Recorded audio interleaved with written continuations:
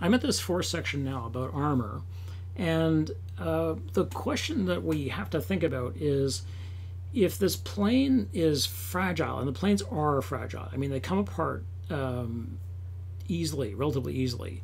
The wings, like, you don't touch and step on the wings, they'll break. The skin is the skin of the aircraft is really very thin for all kinds of technical reasons. So although they can fly, and these sort of doing these amazing aerobatics and so on, and they can shoot these very dangerous weapons, still they're not themselves, they're not built like tanks.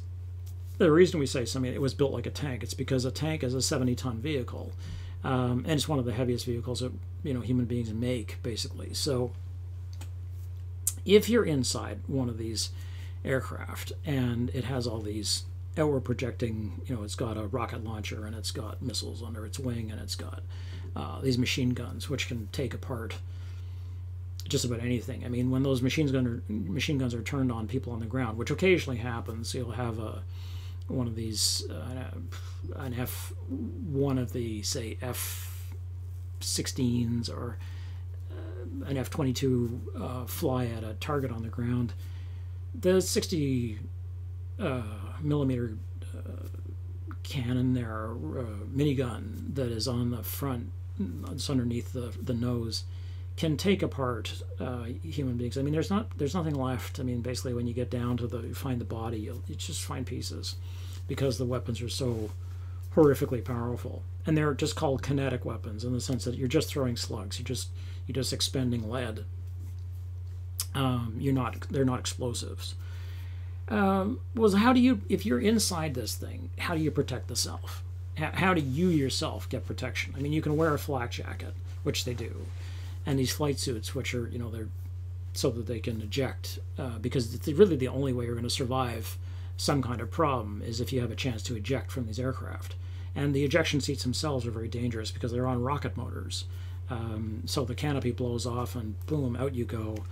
And there's a rocket underneath your seat. So the odds of surviving these, I mean, the kind of thing that happens to Goose is really quite common, where the people will hit part of the cockpit combing on the way out because they're being shot out of the thing. And they'll lose a limb, or get their head knocked off. I mean, it's bad, right? So how are you going to protect yourself against this stuff? Well, bodybuilding. Because what you're doing is you begin to build up the body, because you're building up what is called in this world muscle armor. And the muscle armor, this is a term that comes from a German theorist named Klaus Teweleit, who has written extensively about the male body and war. And the idea is that you've got to protect, how do you protect the individual self? And so you take agency by getting ripped. Now, one of the things that I have to say about the volleyball scene, which you're going to see here, and I'm sure is that this is the body that's on display. So have a look first at these F-14s, which are flying alongside the motorcycle that Maverick is on. Then we get volleyballs, then the MiG pilots. Pay attention to what you can see of the MiG pilots. Okay.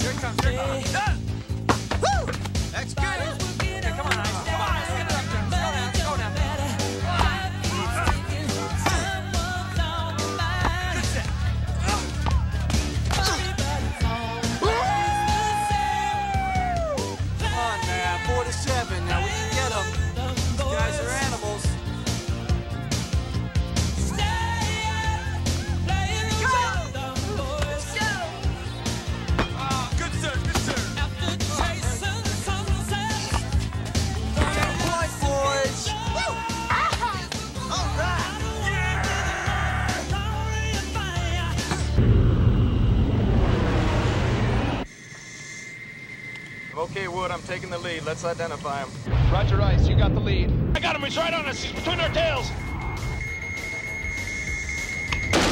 Shit. Get out of there, Hollywood. Get out of there, God damn it.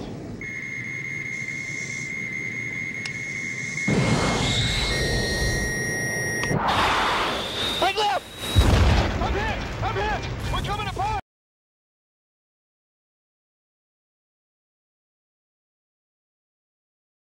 Like, the motorcycles in the F-14 basically are equivalent. And a number of the pilots are very much caught up with speed and the world of speed. Tom Wolfe probably does the best job of talking about this in his famous book, The Right Stuff, which is about the Mercury 7 astronauts, and how these are pilots in the 50s and 60s, really the 60s, and how they fall in love with, how they are in love with high technology, and how they are sort of these slow-talking Southern boys who love these fast planes and can't get enough speed. And they all have fast cars and are more often likely to be killed by flying a fast car, by driving a fast car or on a motorcycle than they are by flying, because they're convinced that they can fly anything. If you can fly an aircraft like this, why shouldn't you be able to drive a performance car at any speed? And so there's this belief that you can essentially fly the car as well. So again, what I want you to see is the parallel between the young, in this case, the young man's agency over the motorcycle, his own particular personal aircraft, the aircraft which he sort of delights in. You know, he sees them taking off and he's like, yeah, you know, go. This is basically when the aircraft flies, he's permanently erect. And so when they get into combat, it's like, this is orgasmic. It's the best. It's the best thing. Then we get the volleyball scene, and we could say about the volleyball scene that it's put there to make the young women in the audience happy, or women in the audience happy, I suppose, and I suppose some men in the audience happy too.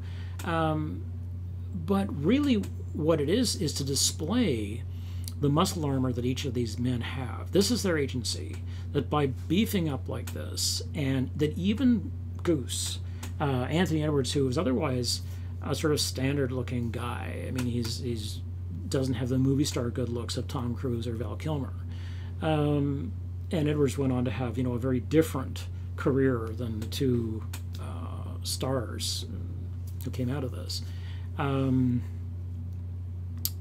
That even he is completely ripped. Now, by 1986, this body was relatively a new thing. On the East Coast, it was a new thing. On the West Coast, it was not.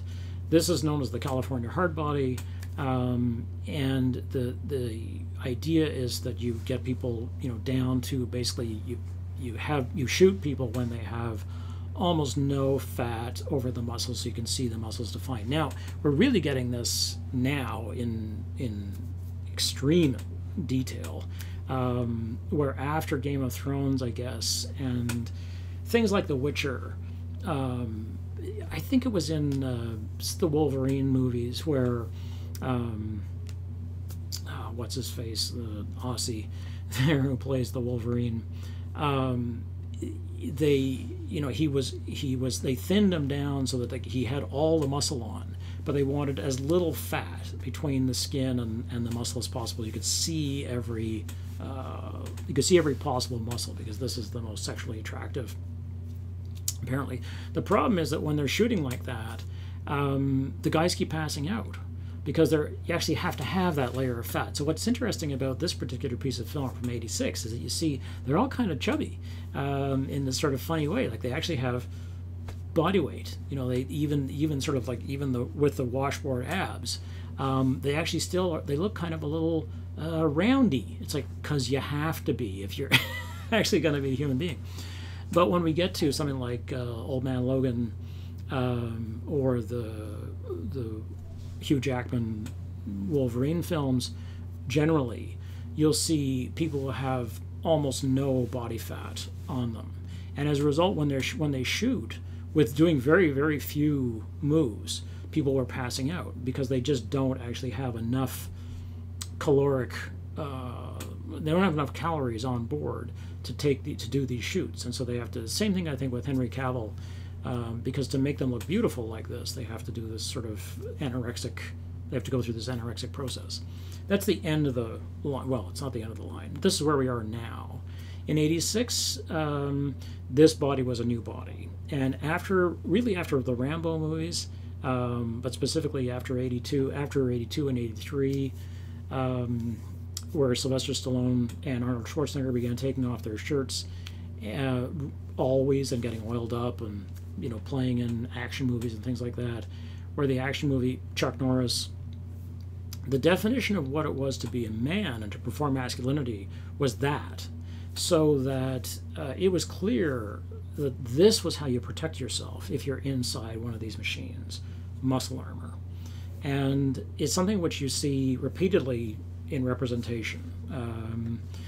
Is, as I say, in no way real. It's not realistic at all.